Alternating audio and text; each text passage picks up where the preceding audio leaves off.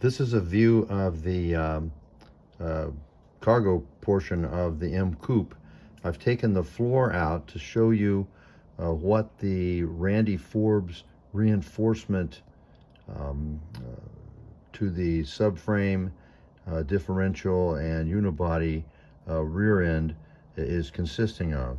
You can't see too much now because when I put it all back together, I repainted everything in factory color and installed sound deadening mat along the whole surface of the unibody. But what you can see here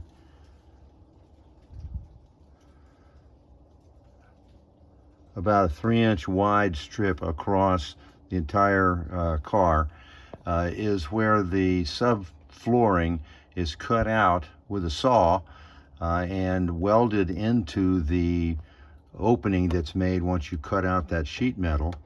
Is a long strip of steel, thick steel, welded to the bottom of the trench that's available when you cut this sheet metal off the top here. That's welded in. Then a vertical similar piece of steel is welded along that base.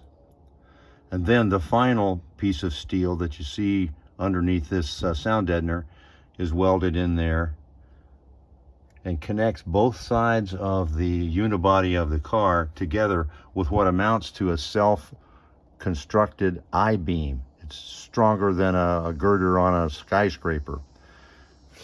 Then on either side, you can also see along here where steel reinforcement has been welded in to connect the I-beam and the reinforcement that's made there to the sides of the unibody.